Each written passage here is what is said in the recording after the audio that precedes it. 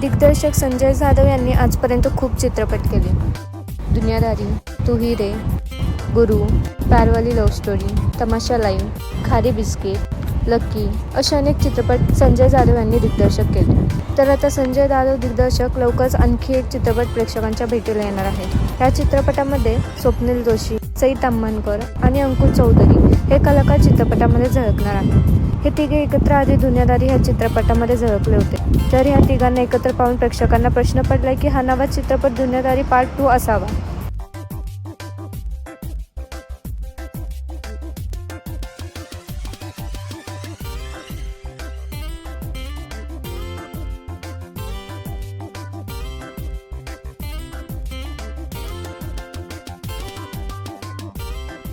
तुम्हाला सई, स्वप्नील आणि अंकुशला पुन्हा एकत्र पाहायला आवडेल का? हे आम्हाला कमेंटमध्ये नक्की सांगा. धन्यवाद.